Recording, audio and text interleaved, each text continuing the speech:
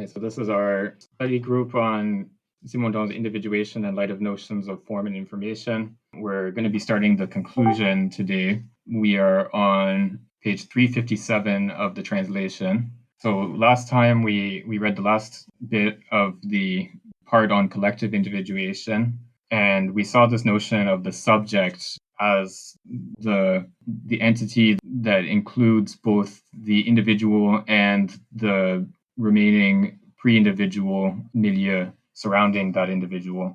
So we saw this notion of the subject and this distinction between the subject and the individual, and this argument that Simondon makes that the incorporation of the formation of a collective has to do with the subject rather than the individual. So it's only through those new individuations. So the process of forming a collective is a new individuation process that depends on the pre-existing pre-individual that is associated with the individuals in the subject.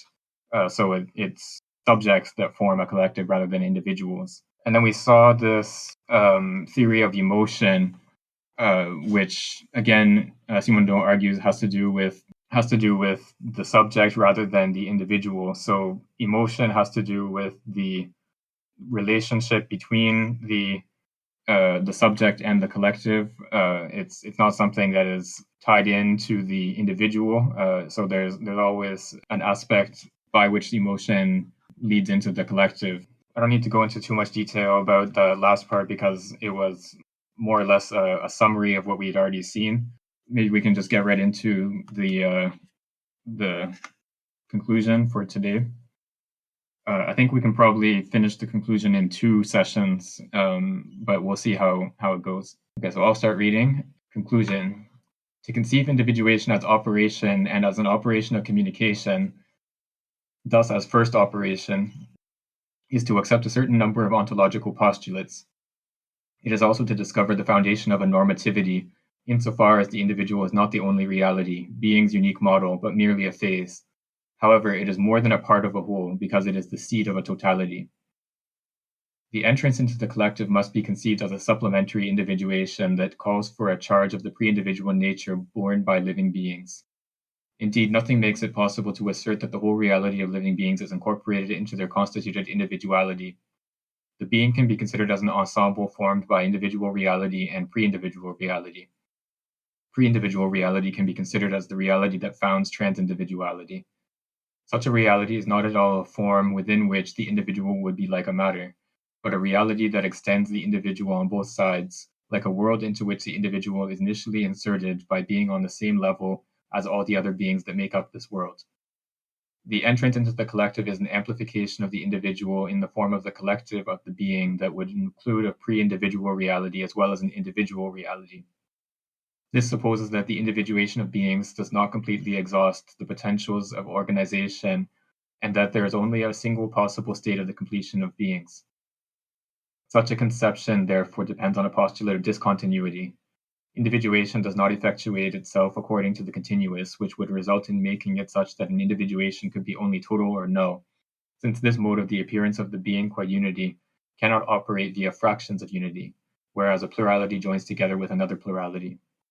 The discontinuous is normally conceived as a spatial or energetic discontinuous that only appears in exchanges or in or in movements for the elementary particles of physics and chemistry. Here, the idea of the discontinuous becomes that of a discontinuity of phases, linked to the hypothesis of the compatibility of the being's successive phases. A being considered as individuated can in fact exist according to several phases present together, and in itself it can change phases of being. There is a plurality in the being that is not the plurality of parts. The plurality of parts would be below the level of the being's unity. But this plurality is a unity that is even above this unity, since it is that of the being as phase, in the relation of one phase of being to another phase of being. The being qua being is fully given in each of its phases, yet with a certain reserve of becoming. It could be said that the being has several forms and consequently several entelechies, not just one, as the doctrine extracted from a biological abstraction supposes. The relation of the being to its own parts, or the consideration of the being's becoming, insofar as this becoming alters it, cannot provide the key to the rapport between the being's unity and plurality, no more than it can provide the key to the rapport between the individuated being and other beings. Being, whether individuated or not, has a spatial temporal dimensionality, or in one instant and in one place it harbors several phases of being. The being is not merely what it is insofar as it manifests, since this manifestation is just the entelechy of a single phase. While this phase actualizes, other latent and real phases exist, and these can even be actual as energetically present potential. And the being consists in them as well as in its phase through which it attains entelechy. The error of the hylomorphic schema mainly consists in that it merely authorizes a single entelechy for the individuated being, whereas the being must be conceived as having several phases. The being can have several successive phases that are not entelechies of the same phases and are consequently not iterations. The relation of the individuated being to other beings is inconceivable in a doctrine that substantializes the individuated being, because it considers individuation as an absolute appearance of the being, a creation, or as continued formation based on elements that do not contain something that foresees the individuated being and that prepares it energetically. Ontological monism must be replaced with a pluralism of phases, since the being incorporates, instead of a single form given in advance, successive informations that are a certain number of reciprocal structures and functions. The notion of form must be dissociated from the hylomorphic schema in order to be able to be applied to the polyphasic being. Consequently, this being cannot be considered from within the general schema of common genera and specific differences, which supposes the validity of the hylomorphic schema.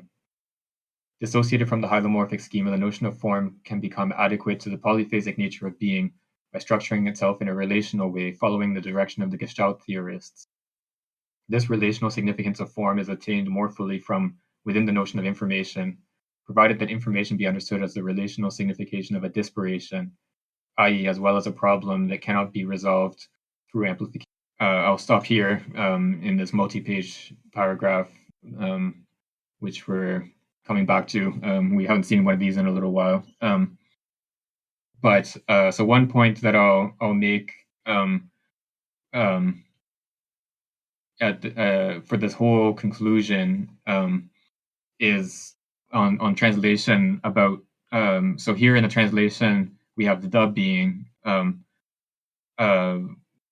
You could also translate l'être as being, and I think, at least in parts of this conclusion, being would be a better translation. He talks about being qua being, which seems to require being as opposed to the being.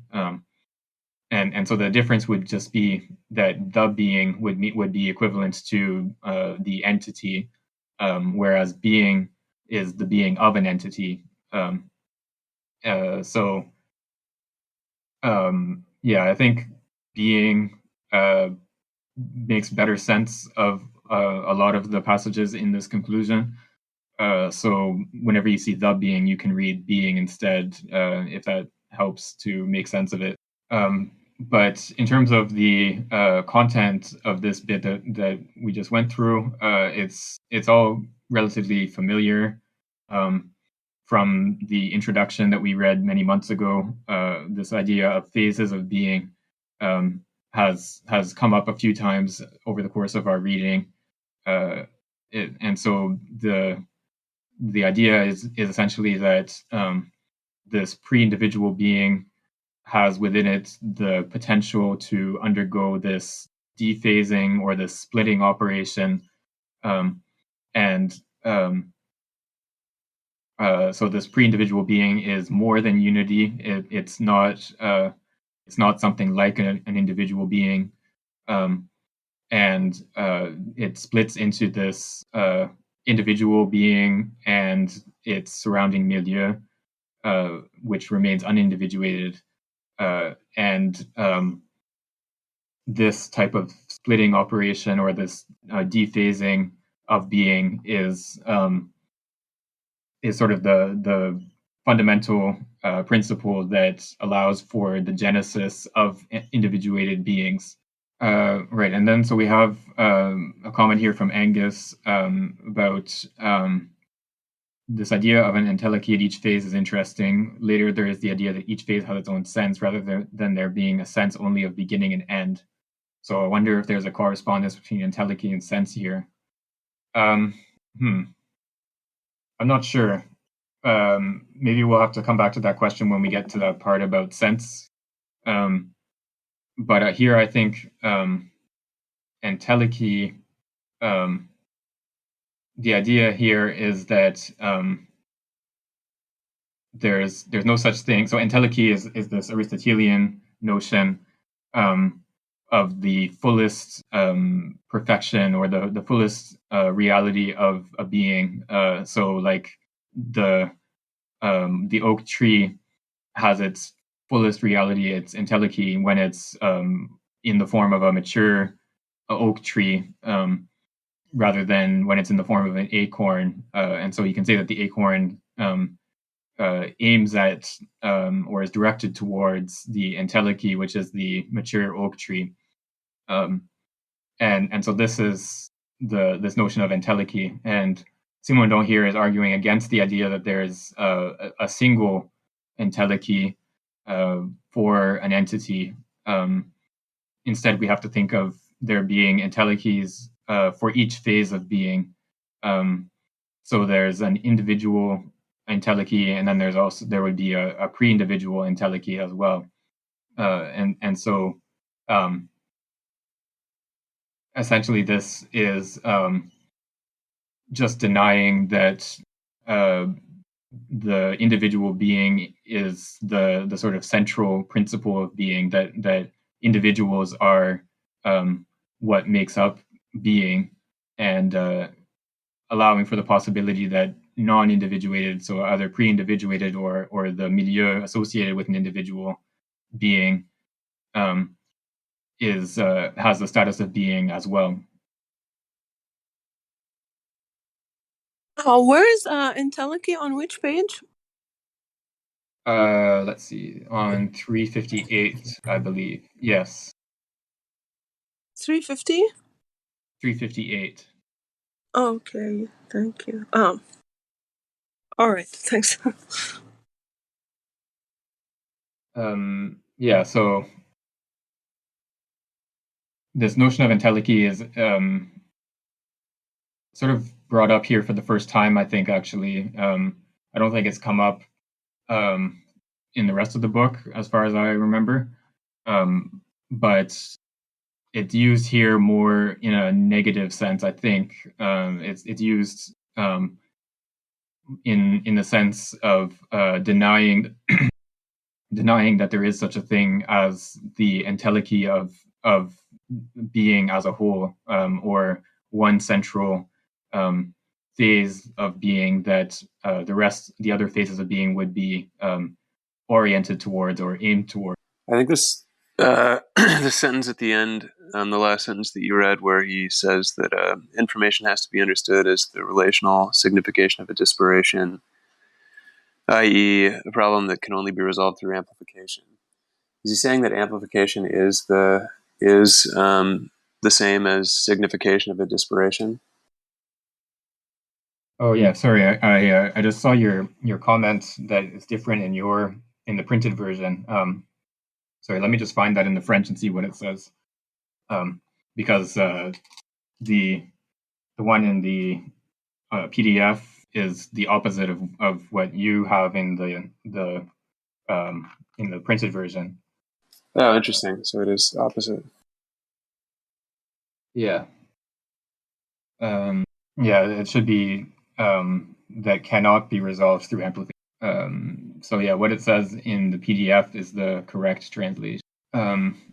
So we have this information as a problem that cannot be resolved through amplification. I think we can understand that to mean that, like in the standard example of the visual perception, we can only resolve the problem of the disparation of the two retinal images by inventing or discovering the dimension of depth.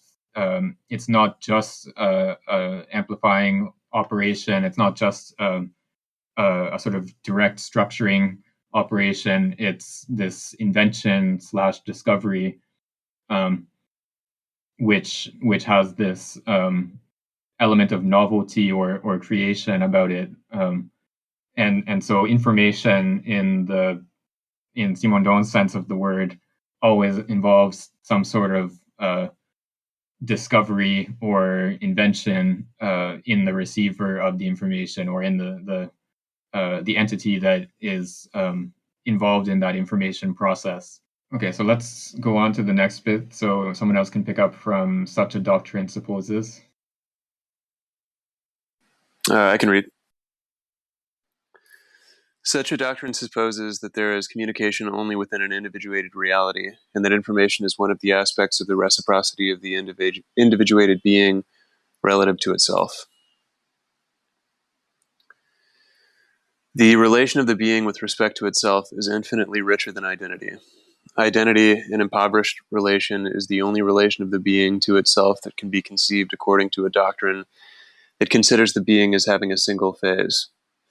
In the theory of polyphasic being, identity is replaced with internal resonance, which, in certain cases, becomes signification and permits an amplifying activity.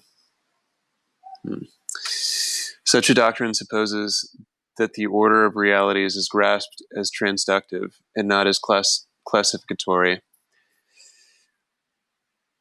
The grand divisions of the real, marked by genera and hylomorphic theory, become phases, which are never totally simultaneous in actualization, but nevertheless exist either as functional and structural actuality or as potentials. The potential becomes a phase of the actually existing real, instead of becoming pure virtuality. By contrast, what was considered as the pure indetermination of matter in the hylomorphic theory of the individuated being becomes an ordered transductive series, or the incompatibility of several transductive series. Transductive order is an order according to which a qualitative or intensive staggered spectrum spreads out on both sides based on a center in which the qualitative or intensive being culminates.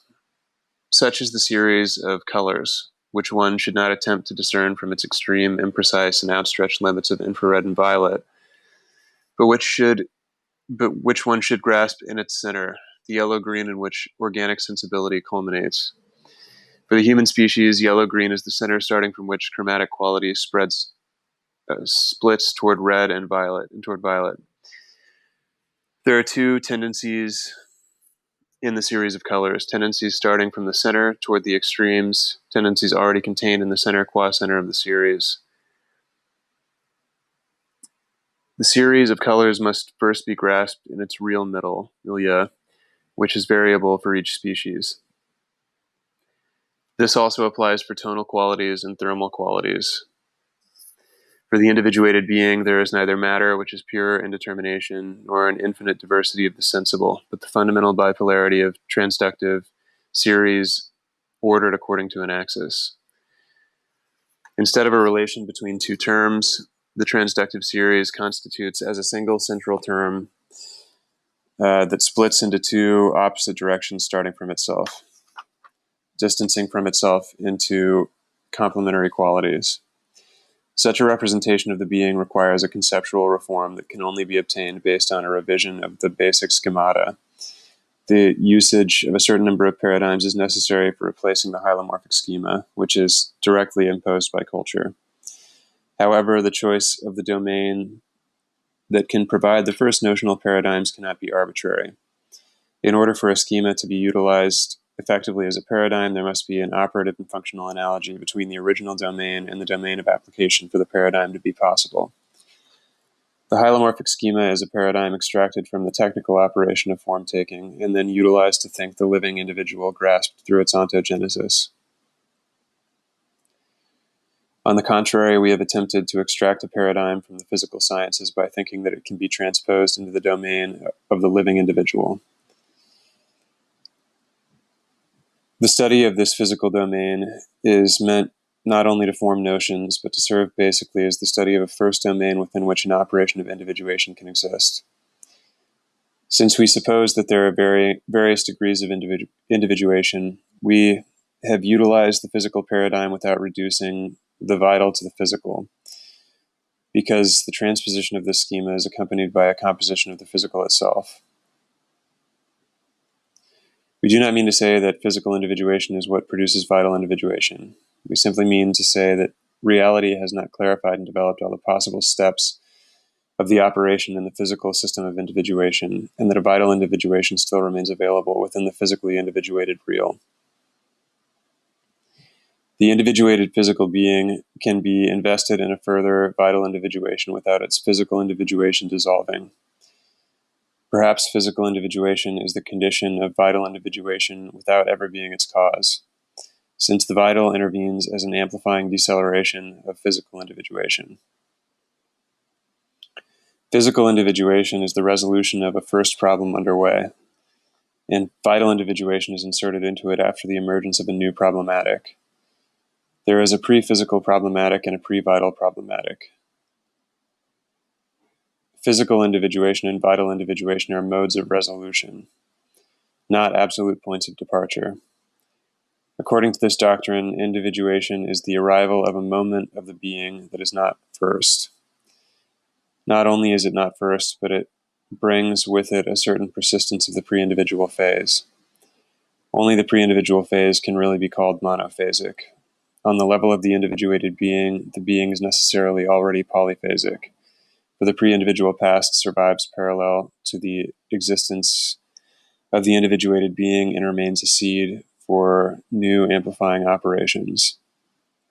Individuation intervenes in the being as the correlative birth of the distinct phases based on that which did not include them, insofar as what did not include them is pure omnipresent potential.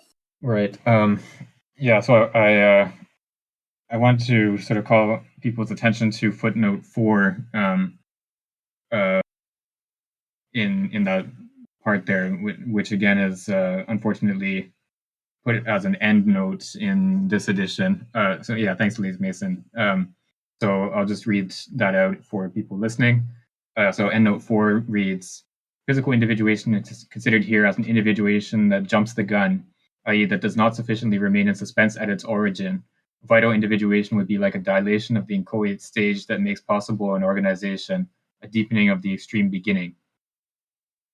So we've seen this this idea before that vital individuation is a kind of neoteny with respect to physical individuation. So it's like a sort of slowed down version of physical individuation, whereas physical individuation results in an individual that is just individuated and sort of static. Vital individuation is a slower version that doesn't end up with a static individual. It has a sort of ongoing process of individuation throughout the lifespan of that. And the rest of the development here in that passage that we just read, I think, again, is pretty familiar stuff from the introduction and other passages throughout the book. So we have criticism of the hylomorphic schema here, and what comes with the hylomorphic schema is the classification into species and genera, which we've again seen criticized multiple times throughout this book. And so Simondon instead argues that to replace this schema, we need to use a paradigm drawn from physics. So this physical individuation that we saw in the second chapter of the book is this schema that we extract from physics and use to understand vital individuation. And maybe it's also worth mentioning here that the publication history of this book that I've talked about a couple times before. So this conclusion was part of the book that was published separately of the first two parts of the thesis, right? So the part on physical individuation and vital individuation was published separately, and then only in 1989 was the part on psychical and collective individuation published, and so this conclusion seems to be focusing on the parts on physical and vital individuation, but there are just a few sort of hints about the collective, and then later on, towards the end of the conclusion, we get this idea of ethics that comes in, but we'll see that when we come to it. But yeah, so we're focusing on the relationship between physical and vital individuation, and so we draw this paradigm from physical individuation and apply it to the study of vital individuation, but we're not doing a sort of reduction of the vital to the physical. We're not saying that the physical is nothing other than the vital is nothing other than the physical, and we're also not asserting that there's something distinct. There's a vital force or something that is not physical in the vital. Where instead the position here is that the vital and the physical are two different organizations of something that is neither vital nor physical. So this pre-individual reality is not physical in the proper sense of the term. It's something pre-physical, is a term that he's going to use a little bit later in this conclusion here. I think this idea that the pre-individual is the past of the individual, but it also is a seed for new individuation, so also kind of the future of the individual, is interesting. And I think he talks about this a little bit later on too, with the idea that the present is sort of what generates the past and the future in individuation. Yeah, we've seen throughout the book a few different developments of this idea of time and individuation, and the way that individuation corresponds to the present in time. And so here, so we have the pre-individual is the past, in the sense that the individual is always a second moment, or always something that comes after something pre-individual. But at the same time, the pre-individual is what allows for the possibility of further transformation, or of development, or becoming to happen. And so because of that, there's this relationship between the pre-individual and the future as well. So the future and the past sort of coincide in the pre-individual, and then the present is the moment of the individual, which always comes after a pre-individual and before another pre-individual. Okay, so let's go on to the next bit. I think we're at the individual, which is the result, on the top of 361, if someone else would like to read. Okay. The individual, which is the result, but also the milieu of individuation, must not be considered as singular. It is singular only with respect to other individuals, according to a very superficial here and now. In fact, the individual is multiple insofar as it is polyphasic. Multiple, not as if it is harbored within it a plurality of more localized and more momentary secondary individuals, but because it is a provisional solution, a phase of becoming that will lead to new operations. The unity of the individual is the central and middle phase of being, starting from which other phases arise and diverge into an unidimensional bipolarity. The being after individuation is not merely an individuated being. It is the being that entails individuation, the result of individuation, and the movement toward other operations based on a persistence of the initial pre-individual state. After individuation, the being has a past, and the pre-individual becomes a phase. The pre-individual is before every phase. It becomes the first phase only based on the individuation that splits the being, and phase shifts it with itself to itself. Individuation is what creates phases, for phases are nothing but this development of the being on both sides of itself. This double decentering, based on an initial consistency swarming with tensions and potentials that made it incompatible with itself. The pre-individual is being without phases, while the being after individuation is phasic being. Such a conception identifies, or at the very least links, individuation and the being's becoming. The individual is not considered identical to the being. The being is richer, more durable, and larger than the individual. The individual is individual of the being, individual taken from the being, not the primordial and elementary constituent of the being. It's a matter of the being, or rather a moment of the being.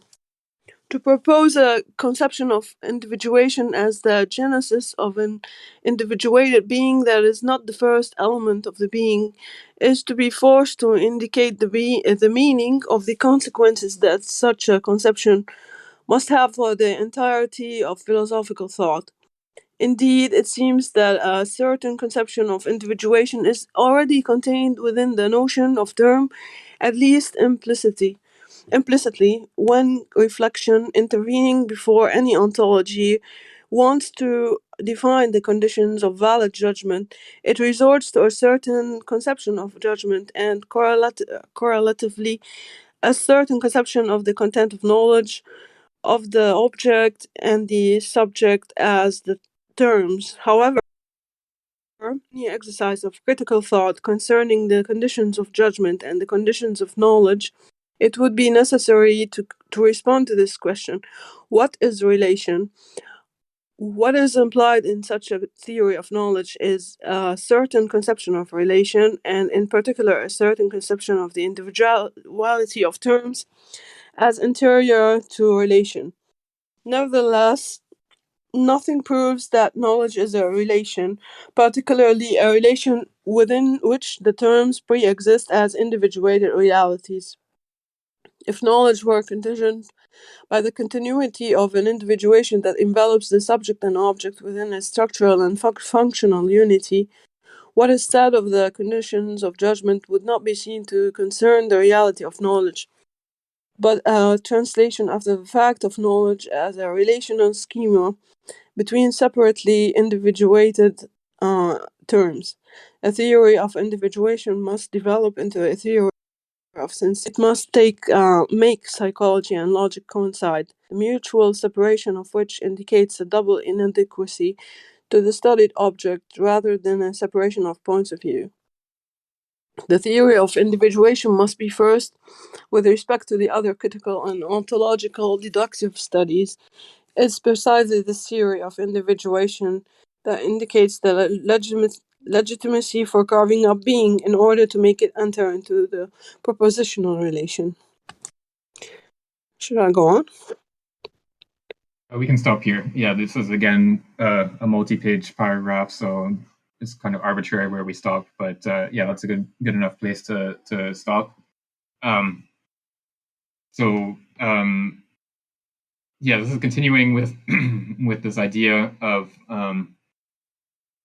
the pre-individual and the relationship between the pre-individual and the phases of being. So the pre-individual being is a monophasic being, or a being prior to phases, and then in individuation there's this polyphasic nature to the individual. So the individual is always one phase of being in correlation to the remaining unindividuated milieu.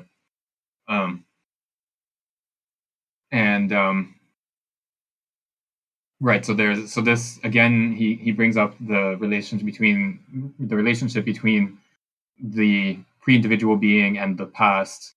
So the past is the pre-individual being is always sort of secondarily becomes the past. It's always as a result of the process of individuation that the pre-individual being becomes a past. And then we can also, maybe extending this notion, we can also think of how pre-individual being becomes sort of the source of the future. So there's always the possibility for future transformation that is contained in the pre-individual. And then we have this bit about how the doctrine of individuation has to precede any other philosophical doctrine. And he's made this point before. I think in the last week's reading he mentioned this. But the idea of critical philosophy, of the Kantian philosophy, of course, is the idea is that we start out by doing a critique of the possibility of knowledge. So the first field in philosophy, or the first step in doing philosophy, is to establish what we can know. But Simoneau argues that this is already presupposing the idea of subject and object as terms, and then a relation as something external in which the terms can be related to each other. And so we're already presupposing a certain doctrine of individuation when we start from the critical question of what can we know.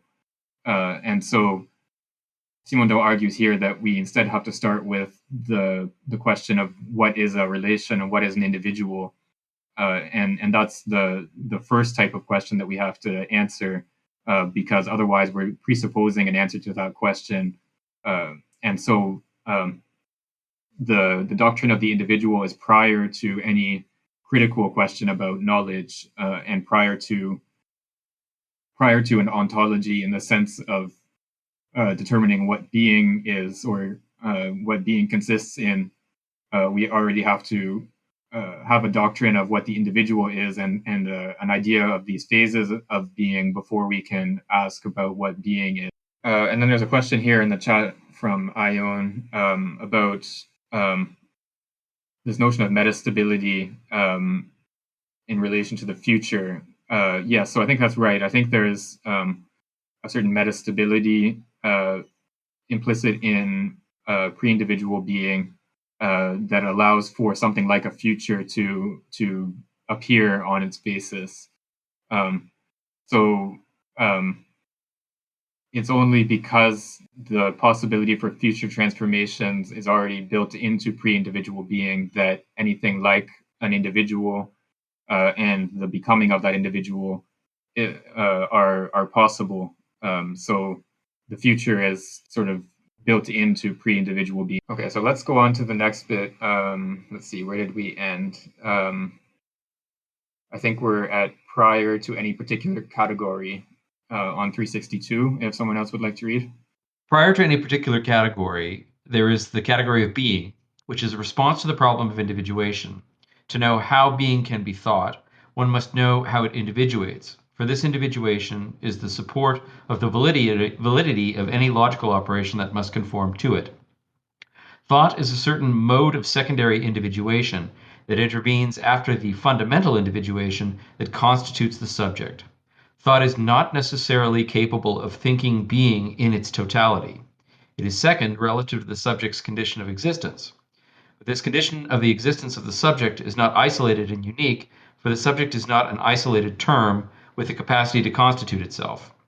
The substantialization of the subject as a term is a facility that thought grants itself to be able to witness the genesis and justification of itself. Thought seeks to be identified with the subject, i.e., to be identified with its conditions of existence so as not to lag behind itself. However, if the individual is itself relative as a phase of being, and if it is richer than unity as the depository of a pre-individual situation that it transmits in an amplifying activity, it cannot be grasped as the pure term of relation. The subject is substantialized by thought so that thought can coincide with the subject. Yet the subject's substantialization, which supposes that the subject can be taken as a term of relation, gives it the status of an absolute term. Substance is like the relational term become absolute, having absorbed into it everything that was the being of relation. A similar logical reduction is tangible in all the cases within which the individual has been thought. For the individual is always, to a certain extent, thought as being a subject. A man is put in the place of what he thinks as an individual. The individual is what could have an interiority, a behavior, volitions, a responsibility, or at least a certain coherent identity that is on the same order as responsibility. There is an implicit subjectivity to every conception of the individual in contemporary doctrines, whether physical or biological. Nevertheless, in addition and prior to this projection of the status of subjective individuality into the world, a reduction takes place within the subject that reduces it to being a substance, i.e., a term that has absorbed relation into it. Substance is an extreme case of relation, that of the inconsistency of relation. Under these conditions, it seems difficult to consider the notion of the individual as first with respect to every judgment and every critique. The individual being, which is the principle of the notion of substance, must be considered via individuation, the operation that founds it and brings it about. The study of ontogenesis must be anterior to logic and ontology. The theory of individuation must therefore be considered as a theory of the phases of being, a theory of the being's becoming insofar as the latter is essential. Yeah, we can stop here again. Right, so we have a continuation of this argument having to do with the priority of the theory of individuation over other fields within philosophy. So when you start from a critical philosophy, the critical question in the sense of asking what we can know, then you are presupposing this notion of the subject, and at the same time, you're treating the subject as a term of a relation, as something that is already constituted as an individual, and so you're reducing the subject to the individual, and the subject becomes a substance. It's something that is self-subsisting and has this inherent existence. And in the doctrine of individuation that we're studying here, that Simondon is setting out, we instead have to think of the thought of the subject as always coming after, as always being a second to something else. And so the being of the subject is prior to the thought of the subject. We saw this in the discussion of the Cogito argument maybe a month ago. This idea that thought, the Cogito presupposes the idea that thought and the subject coincide with each other, so that you can actually witness the genesis of the subject in thought. But for Simondon, we actually can't witness the true genesis of the subject in thought. We can only sort of perform a genesis in thought of the subject. So we have to, the subject has to exist first before it can think and perform the cogito or any other type of argument. And so because the subject always pre-exists the thought in which it's supposed to have its genesis, when you sort of collapse the two terms together and produce the subject as a substance, as this self-subsistent entity, whereas in Simondon's argument here, we have to say that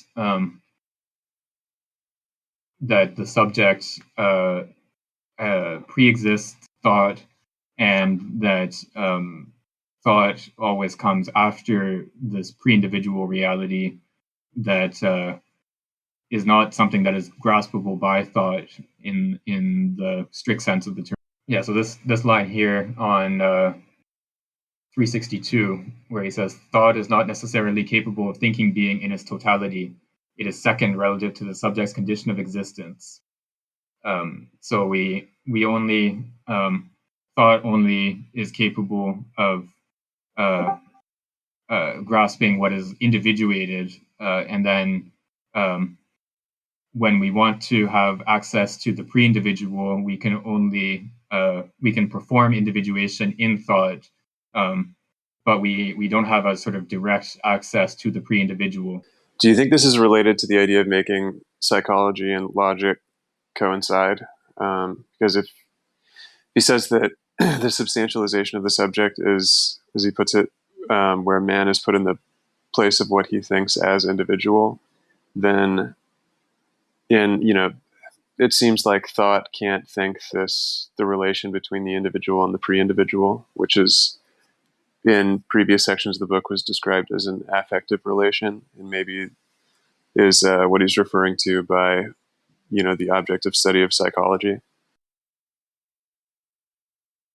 Yeah, that's an interesting suggestion. Yeah, so he says here that a theory of individuation must make psychology and logic coincide. And I think,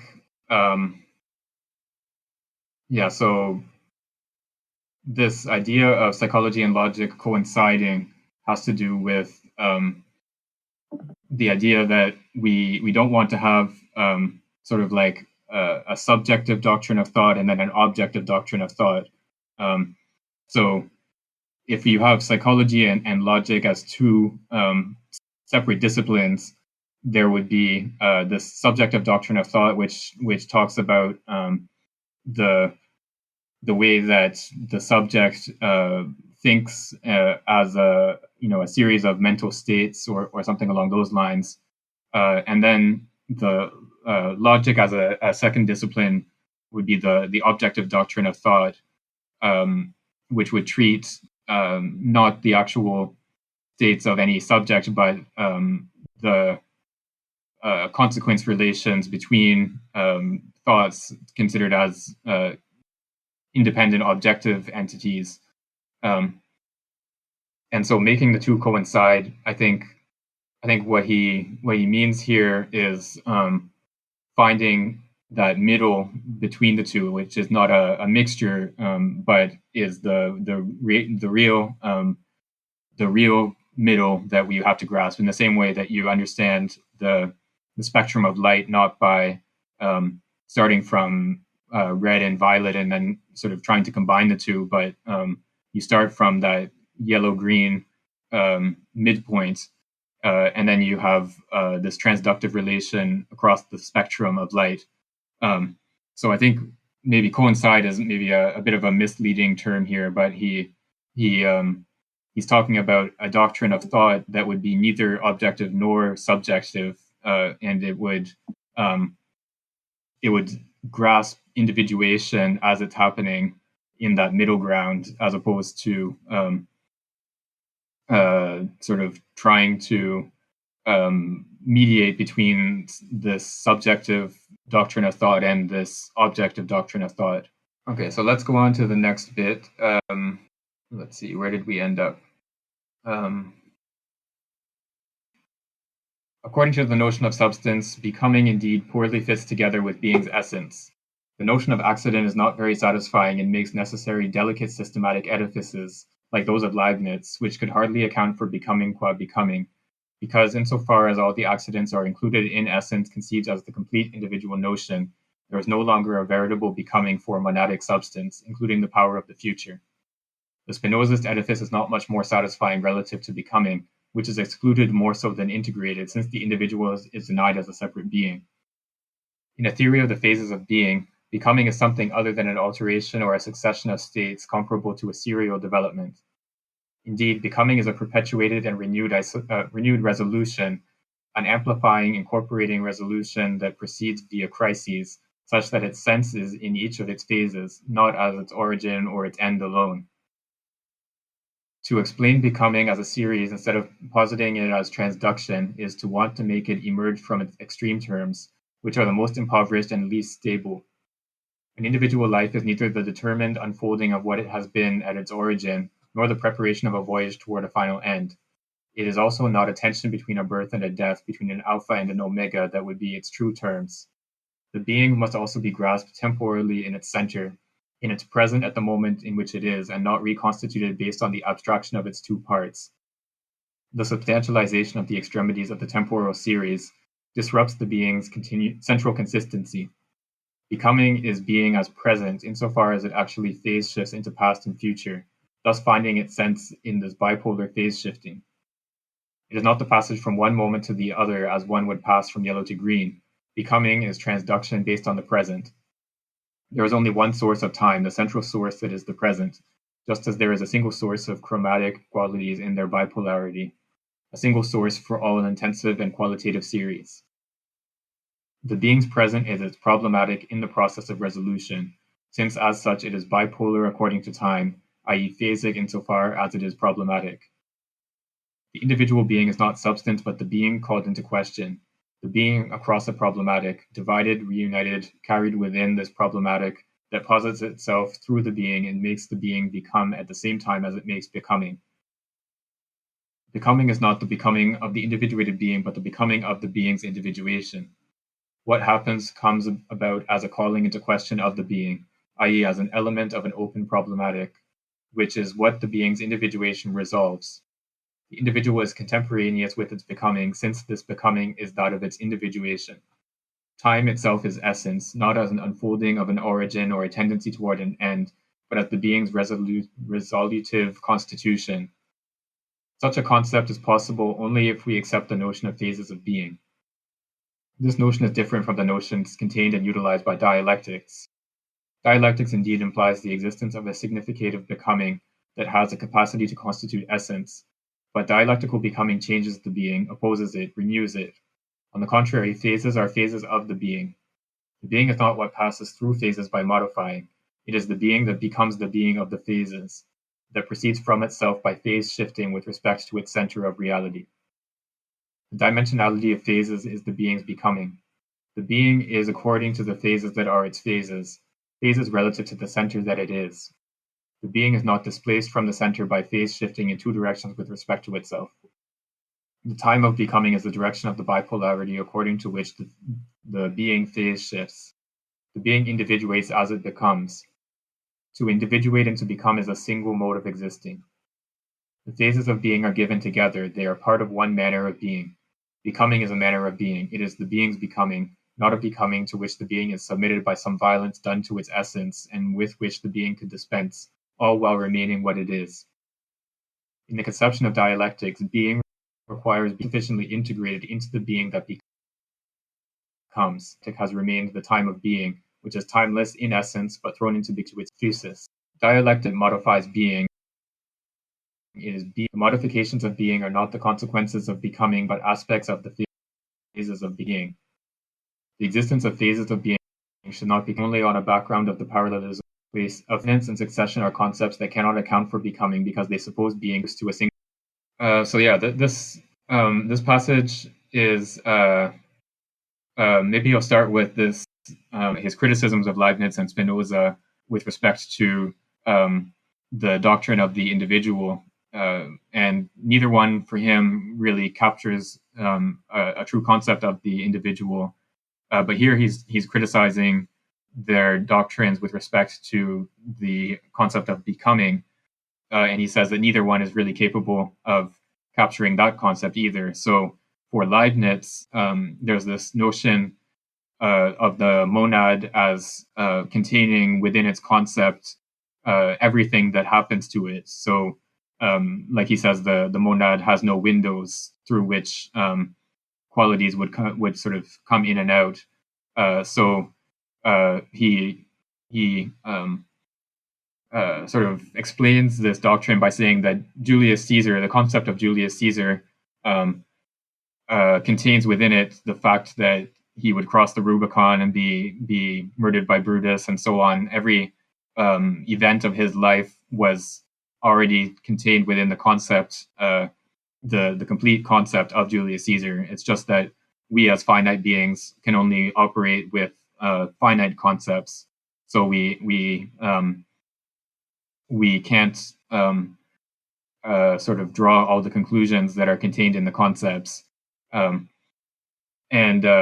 so for that reason, there's ultimately no such thing as becoming for Leibniz. It's only from a finite perspective that there appears to be becoming, because we as finite beings can only grasp a certain portion of reality at a time, whereas for God, there's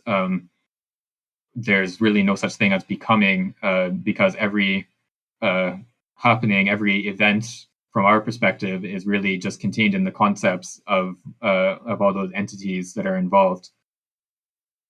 And then for Spinoza, likewise, because there's no real doctrine of the individual, the individual for Spinoza is again only from a finite perspective, and the reality as a whole, which Spinoza calls God, is something eternal, and it's only from our finite perspective that we can see things as undergoing becoming, whereas seen from the perspective of God, there really is no becoming. And so Simondon argues that both of these conceptions are unsatisfying because they don't give us an account of becoming, and we instead have to start from individuation, rather than sort of starting from the already constituted individual and then trying to figure out how becoming would happen to it. We have to start from individuation as a becoming, and sort of hold on to that middle ground, which is his sort of standard move, to always want to hold on to the middle ground, rather than trying to sort of recompose it based on the two extremes of the spectrum. And then we get this bit about dialectics, and we'll see he continues talking about this, I think, in the next bit. But yeah, so dialectics is we've seen before his criticism of the notion of dialectics, or his alternate position, which is that he suggests that we shouldn't think about this process of becoming as having a negative term. There's nothing. There's no negation involved. There's disparation, but not negation. But we've also seen in the part on psychical individuation, we saw him actually adopt the term dialectics for his own theory, which was surprising. But then now he comes back to this criticism of dialectics. So I think to make sense of this, we have to at least suppose that he is using the term dialectics in two different senses, and that he, when he's criticizing dialectics here, he's thinking specifically of Hegelian dialectics, but then in the other passage, he's talking about a different kind of dialectics, which would not include negation in the way that Hegelian dialectics does. I could understand a few dialectic definitions if there's like drawings for them, because like I'm kind of a visual person, so if there's no is like drawing, I find it difficult to understand the concept of dialectics.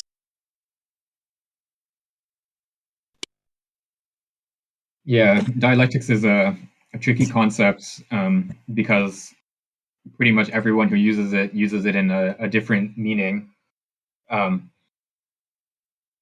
But I think it helps to sort of go back to the root of the word. When Plato talks about dialectics, it has to do with these dialogues. So Plato, of course, his writings that survive are all in the form of dialogues, except for some letters. But in these dialogues, you have Socrates normally, and then some other person who are talking about, what is justice or what is knowledge or some other term. They want to figure out what it means, and you have these people who tell Socrates, of course I know what justice means, and then they give some definition of justice, and then Socrates questions. He keeps asking questions about, what does this imply, and the person ends up affirming the opposite of what they started out as affirming. So they say that justice is they say justice is X, and then at the end of the discussion or after a series of questions from Socrates, they end up saying that justice is Y, and then X and Y are incompatible definitions of what justice is. And so this process by which a concept turns into its opposite, or through which a certain philosophical position contains contradictions within itself, is normally what we have in mind when we talk about dialectics. But so here, I think he's specifically thinking of Hegel's system, in which, in particular, I think he's thinking of the beginning of the logic, in which you have pure being, which, because it's a completely empty concept, is immediately equivalent to nothingness. So being, you start off with the idea of being, and you immediately end up with the idea of nothingness, and you have this movement from being to nothingness, and from nothingness to being, because these are two just equivalent concepts. And it's precisely this movement of one to the other that constitutes the next concept in the series, which is becoming. And so Simondon here, I think, is suggesting that this notion of the pure being as the starting point is already presupposing a sort of individuated being. So we already start from something like an individual, and then it's only because this conception fails that we end up with being as equivalent to nothingness. And so I think for Simondon, we can only ever be sort of at the second stage of the process. We only ever, in thought, we can only ever come after something that is already pre-individual. And so because of that, we can't start from this pure being and begin from pure being in the way that Hegel wants. Oh yeah, and a couple questions here in the chat. So from Ione, talking about let's see. Well, is the being that brings about becoming an individual or an individuation? So I think here the picture that we should have in mind is being before individuation is this something that is greater than unity. So it's not something that is sort of similar to an individual. It's this pre-individuated being that contains plurality within it. And then we have this split of this pre-individual being into phases, and then it's precisely this splitting of being into phases that is becoming. So it's the becoming of being rather than becoming as something that sort of happens to being or that is imposed upon being from without. So yeah, it's the individuation process itself that is becoming. And then we have another comment from Angus, or a question. So if knowledge is knowledge of individuation, then don't we only know the pre-individual being in relation to a given individuation? So that in knowledge, individuation comes before the pre-individual, which is constituted by it, just as the past is constituted by the present in the temporalization point above. Yeah, I think we have to think the pre-individual as sort of retroactively. We can only ever sort of suppose that the pre-individual exists prior to any given individuation. But he makes the remark in a passage that we just read a little while ago, that the pre-individual is not is not sort of limited to any given individual being. So when, like in the subject-object relationship, you in the subject-object relationship, there's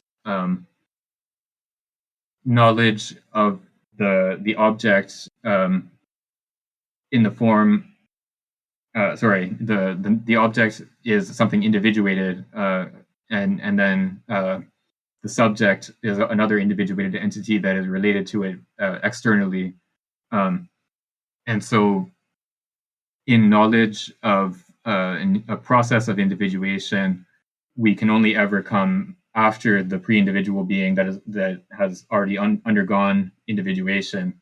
And so but at the same time, we're not sort of stuck within the individual, because the pre-individual is not sort of limited to the individual. It's there's one pre-individual reality out of which multiple individuals will be individuated, and in particular in the relation of knowledge, we talk about the individuation of the whole system, including subject and object, and so it's because the individual is always relative to a surrounding milieu that the individual, or the subject, I should say, is capable of having knowledge of something outside of themselves, and so the knowledge of the pre-individual, or the sort of quasi-knowledge that we have of the pre-individual,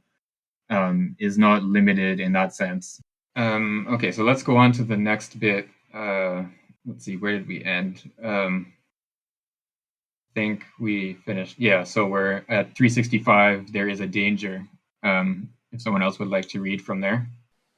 Is your mic not working properly? Oh, sorry. Did you hear any of that? I'll just start over. There is a danger in the use of the physical paradigm to characterize life, that of reduction. But this danger can be avoided. Indeed, this paradigm can be used by taking the physical domain as a support of structures and functions that depend on non-living characteristics, that expand them in their initial phase and amplify them, but are not reduced to them. There is a domain of knowledge of the physical and a domain of knowledge of the living, but there is not in the same sense, a real domain of the physical and a real domain of the living, separated by a certain equally real boundary. The physical and the vital are distinct according to structures and functions without being separate according to the substantial real. There is a certain mode of existence of the physical that should not be confused with the physical after the emergence of the vital. After the emergence of the vital, the physical is an impoverished, uncharged real, a residue of the complete process from which life has emerged by separating. But there is also a physical that can be called the natural, in that it is both pre-vital and pre-physical. Life and non-living matter, in a certain sense, can be treated as two speeds of the evolution of the real. Perhaps even here we shouldn't attempt to recompose totality based on the extreme terms by considering these extreme terms as the substantial bases capable of explaining, in their combination, the entire relational reality that they omit between them. This intermediate reality, which can be considered after the fact as a mixture engendered by relation, is perhaps that which carries the extreme terms, engenders them, and pushes them outside itself as the extreme boundaries of its existence. The relational appearance perhaps presupposes a pre-relational being. The opposition of the inert and the living would be the product of the application of the dualizing schema of hylomorphic origin, with its characteristic zone of central obscurity, which leads one to believe in the existence of a relation where there is in fact the being's consistent center. Seen through the hylomorphic schema, life and inert matter are perhaps the result of two speeds of the individuation of the same pre-vital and pre-physical reality. The study of the individuation through which this differentiation occurs, therefore, cannot be merely a paradigmatism. Logically, it is a source of paradigms, but it can be a source of paradigms only if it is fundamentally, at least in a hypothetical sense, a grasping of real becoming, based upon which the domains of application of the schemata that it unleashes constitute themselves. Here, the paradigm is not an analogical paradigm like Plato's, but a conceptual and intuitive line that accompanies an absolute genesis of domains with their structure and the operations that characterize them.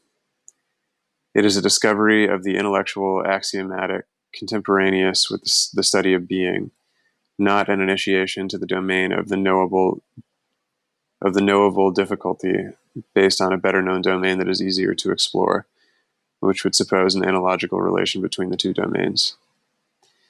In this sense, it must not be said that the living being appears after physical reality and above it by integrating it. On the contrary, the appearance of the living being would have the effect of deferring and delaying physical reality by expanding the initial phase of its constitution.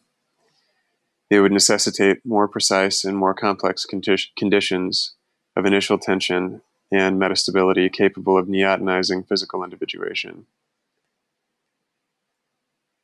Even before the genesis of the individual being in itself, a study of becoming and of the exchanges it involves would allow for the grasping of this possible genesis of the individual being, whether physical or living, vegetal or animal, on a ground of the being's transformations. Since it is a question of the being before any individuation or of the being split after individuation, this method would always consist in attempting to apprehend the being at its center, to understand on the basis of this center the extreme aspects and the dimension according to which these opposed aspects constitute themselves. The being would thus be grasped as a tensed unity or as a structured and functional system, but never as an ensemble of terms in relation. Becoming and the appearances of relations it involves would consequently be known as dimensions of being, and not as a framework within which something happens to being according to a certain order. Becoming is phase shifting with respect to itself, passing from the phaseless state of being to the state of being according to the phases that are its phases. Right. There was one little translation point here that maybe is worth bringing up. So at the top of 366, towards the end of that first paragraph on the page, it says in the translation here, the domain of the knowable difficultly based on a better known domain. I think that's a mistranslation. I think it should be something like, sorry, let me find that in the French. Sorry, I had it a minute ago. No, I can't find it, but it should be something like the domain of what is only difficultly knowable, or what is only knowable with difficulty based on a better known domain that is easier to explore, etc. Knowable with difficulty is better than. There's also, so we have here again this notion of a paradigm, which he's introduced earlier in this conclusion. So we have a paradigm as this sort of model that we draw from one domain and apply to another, but it can't be just sort of arbitrary, right? So we can't just take something from physical individuation and apply it to vital individuation in any way we want. There's a certain creativity of thought involved in this paradigmatization. So we have to sort of bring about this analogy between the two different domains of thought in order to apply a paradigm to another one. So it's here he argues that, or the term that he uses here is that it's this conceptual and intuitive line that accompanies an absolute genesis of domains. And again, he also calls this a discovery of the intellectual axiomatic contemporaneous with the study of being. And so the idea is that rather than treating analogy between these two domains as this idea of taking something that is better known and applying it to something less known, we instead have to bring about the genesis of both domains at the same time and have this genetic process appear within thought. So we bring about the genesis of physical individuation within our thought, and then we also bring about this genesis of vital individuation within thought, and we apply one to the other in this creative act. And so that's how we apply these paradigms to other cases, rather than sort of abstracting from one situation and then applying it to another one. I have a question. Yeah, sure. So the last statement, or the conclusion of the last reading, it leads me to a little bit of a provocation around the problem with this idea of state. So he says that becoming is being phase-shifting with respect to itself, passing from the phaseless state of being, and then to the state of being, according to the phases that are its phases.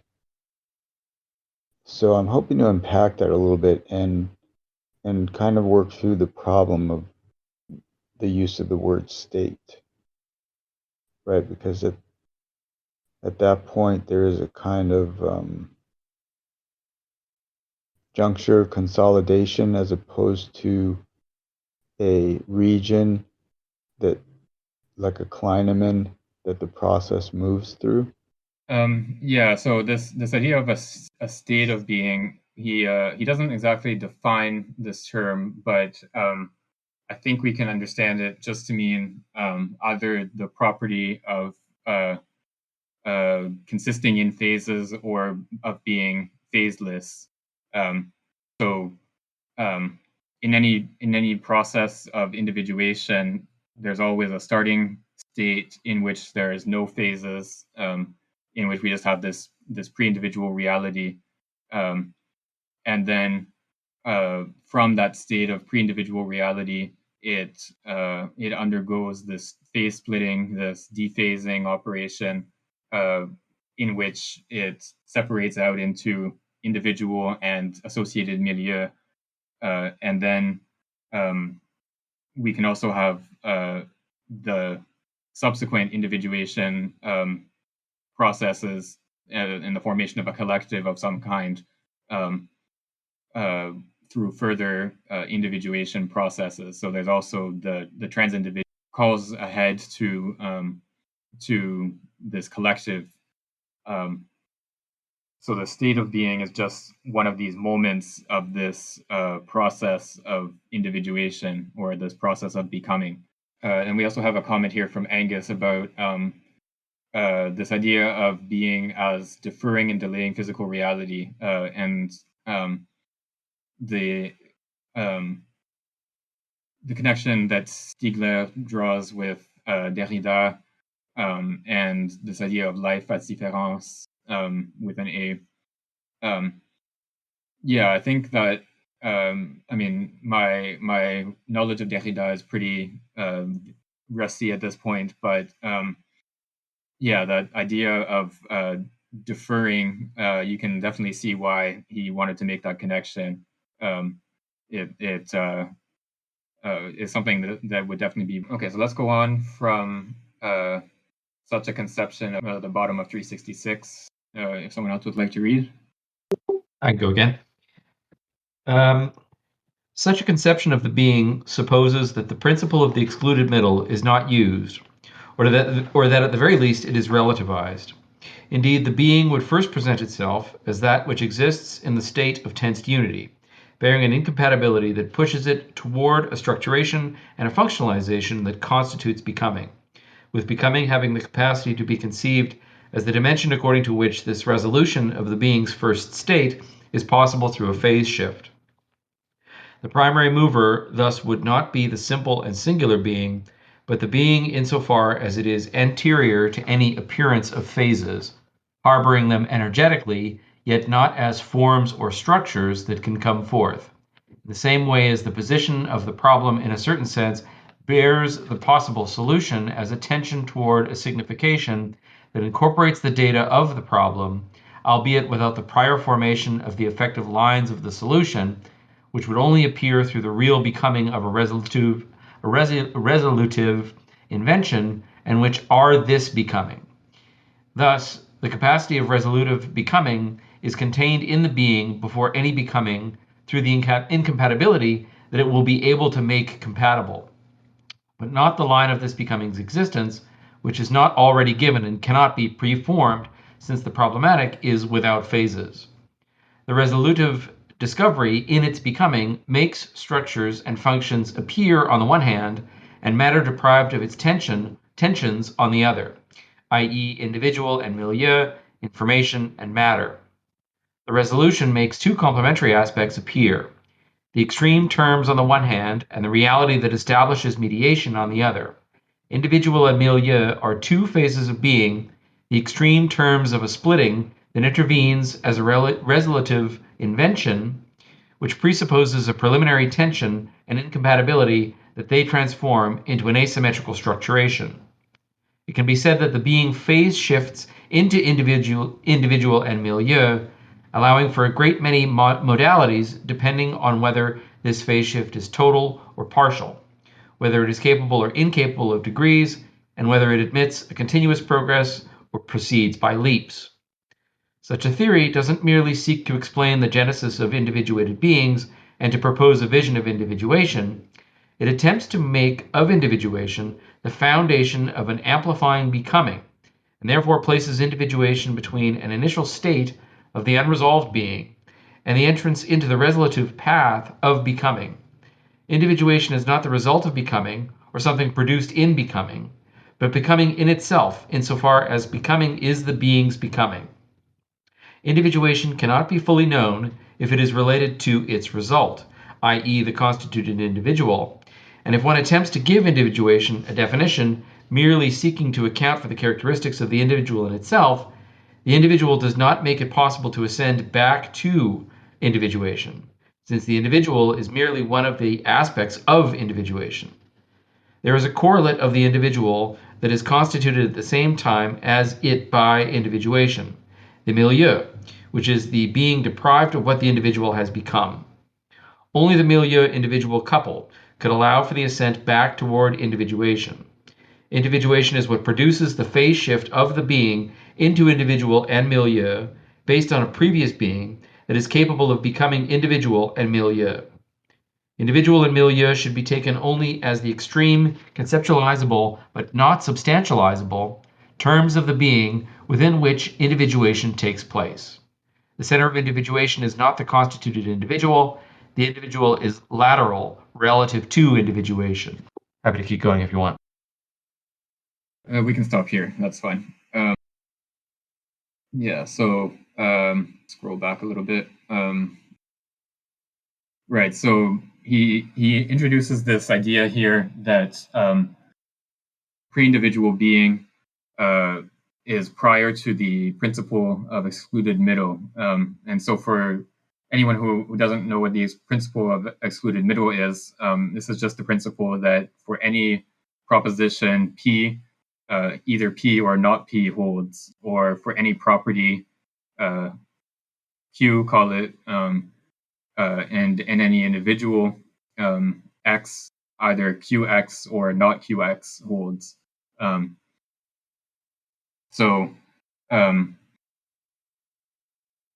This principle is one that Aristotle sets out as being one of the basic principles of logic.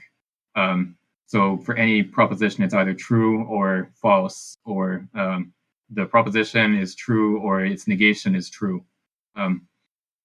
this is a principle that is characteristic of classical logic, and there exists a well-established alternate logic called intuitionistic logic, in which there is no principle of excluded middle.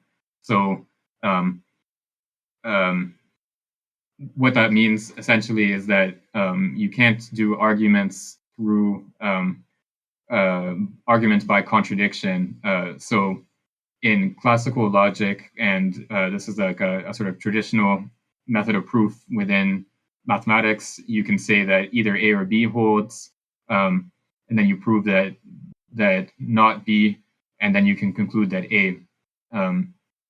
And you can do this for in classical logic, you can do this for any proposition. You can say either this proposition is true or it's false. If we assume that it's false, we end up with a contradiction, so therefore it must be true. But in intuitionistic approaches to mathematics, you actually can't do this argument. All you can conclude is that the negation of the proposition leads to an absurdity, but you can't conclude from that the proposition is true. And so Simondon's position here is closer to this intuitionistic approach to mathematics and to reasoning in general. So we can't presuppose this principle of excluded middle. We have to think of this pre-individual being as prior to the excluded middle. So it would be, if we wanted to do a logic of the pre-individual, it would have to be something like an intuitionistic logic. And then we have a comment here from Angus about this idea that the pre-individual contains the phases like a problem contains possible solutions is related to the idea of contingency in Simondon. There's a kind of limited contingency in that the position of the problem doesn't allow for just any solution, but there is contingency in the sense that the form of solution is not actually given in the problem. I think that sounds right. So there is a sort of pre-formation of the solution in the problem. So when you set out a certain problem, there's only a certain type of solution that is actually a solution of that problem. So the solution is in a sense given with the problem, but it's not actually given. It's not something that is actually present. So it's not just like whatever type of problem you have in mind. It's not just by sort of analyzing the conditions of the problem that you can find a solution. Only in the case of sort of trivial problems is it true that you can just find the solution by analyzing the problem. Instead, in the case of a non-trivial problem, you have to actually have the creativity to come up with a solution. But then once you have that solution, you can sort of retroactively say, yes, of course, that solution is the correct solution because it's already sort of prefigured in the problem itself. And so I think this is sort of a model for how we can think of contingency in Simondon, in the sense that there's always this element of creativity that is at work, whether it's in physical individuation or vital individuation, and especially when we talk about psychical and collective individuation. But this creativity means something that can't be predicted, or it's not just working out the consequences of what is already posited in the problem. So there's always this aspect of creativity involved in any real process of individuation. Yeah, I think that's right. So if you had something like a pure contingency, you would have there would mean that there would be no relationship between the problem and the solution. So the problem would set up some sort of conditions, and then anything could fill those conditions, or anything could serve as a solution to the problem. And I don't know, I guess that would be some sort of like generic postmodernist doctrine that like anything goes or something like that. I don't know if anyone ever actually held that position, but yeah, it's definitely not the position that Simondon is arguing for. So it's only because there is not a complete contingency, there's this partial contingency, that we can have a relationship between the problem and its solution, and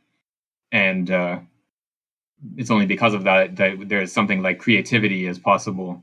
So it might seem sort of paradoxical that we have to have a limited contingency in order for creativity to be possible. So it's only because there is that limitation to contingency that that we can have creativity in various individuation processes. I think we have time for maybe one more reading. Yeah, we still have quite a bit left in the conclusion. I'm not sure we'll get through it in next week's discussion, but yeah, let's read one more passage and then call it a day. So where are we exactly? I think we're at the top of 368. Is that right? Starting with the being taken in its center. Right. Okay. I can read a bit from there. Okay. The being taken in its center on the level of individuation must be grasped as splitting into individual and milieu, i.e., undergoing resolution. Eventually, the individuated being can once again be the theater of an individuation, since individuation does not exhaust from the start the potential resources of the being in an initial operation of individuation. The first pre-individual state of the being can continue to exist in association with the result of an initial individuation.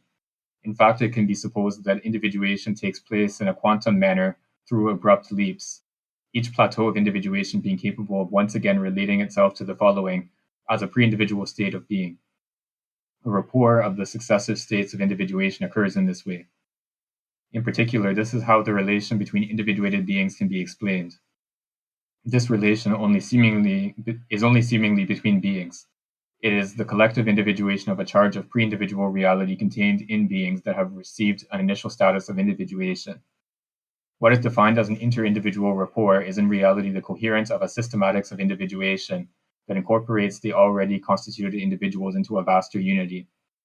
Relation is founded by individuation due to a rapport between successive states of individuation that remain linked by the being's energetic and systematic unity. A substantialistic monism, like that of Spinoza, comes against a great difficulty when it is a question of accounting for the individual being. This difficulty does not arise so much from the unity of substance as from its eternity. This difficulty, moreover, is shared by all substantialistic doctrines, even when they fragment substance to the point of identifying substance and individual, thereby composing everything with individuals, as Leibniz does in his acceptance of an infinity of substances. This difficulty is simply more apparent in Spinoza, since Spinoza to the end accepts the consequences of substantialism and refuses to place the genesis of substance as the constitution of complete individual notions, substantial essences, in the beginning of becoming. The substantial being can become with difficulty, because the substantial being is resolved in advance. It is always already monophasic being, since it consists in itself. The fact of being in itself and by itself is also the fact of being coherent with itself, i.e., incapable of being opposed to itself. Substance is one because it is stable. It is actual. It is not charged with potentials. Despite Spinoza's terminology, what substance lacks is being nature, or it also lacks the capacity not to be simultaneously and indissolubly natured and denaturing. According to the doctrine we are presenting, being is never one. When it is monophasic, pre-individual, it is more than one. It is one because it is non-decomposed, but it has enough in it to be more than what it is in its actual structure. The principle of the excluded middle would only apply for a residual being incapable of becoming. The being is not several in the sense of realized plurality. It is richer than its self-coherence. The one being is a being that is limited to itself, a coherent being.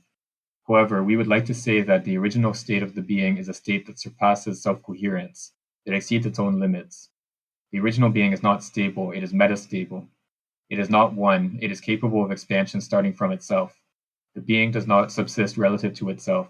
It is constrained, tensed, superposed on itself, and not one. The being is not reduced to what it is. It is accumulated in itself, potentialized. It exists as being and also as energy. The being is both structure and energy. Structure itself is not merely structure, since several orders of dimension are superposed. Each structure corresponds to a certain energetic state that can appear in future transformations and belongs to the being's metastability. It seems that all theories of substance, movement, and rest, becoming and eternity, essence and accident, rely on a conception of exchanges and modifications that recognize only alteration and stable equilibrium, not metastability. The being, stable, possessing a structure, is conceived as simple, but stable equilibrium is perhaps nothing but a borderline case. The general case of states is perhaps that of metastable states. The equilibrium of a realized structure is only stable within certain limits and in a single order of magnitude, without any interaction with other orders of magnitude. It conceals potentials that when unleashed, can produce an abrupt alteration that lead to a new, equally metastable structuration. Thus, being and becoming are no longer opposed notions if it is considered that states are metastable manners of being, plateaus of stability leaping from structure to structure. Becoming is no longer the continuity of an alteration, but the linking of metastable states through the unleashing of potential energy whose play and existence are part of the regime of causality that constitutes these states. The energy contained in the metastable system is the same as that which is actualized as the passage from one state to another. This structure-energy ensemble is what can be called being. In this sense, it cannot be said that being is one. It is simultaneous, paired on its own in a system that surpasses unity, which is more than one. Unity, particularly that of the individual, can appear within being through a separated simplification that produces the individual and a correlative milieu, which is without unity but homogeneous. So this bit, I think, is relatively straightforward. It's just sort of restating some of the ideas that we've seen already in the introduction and earlier in this conclusion. So it's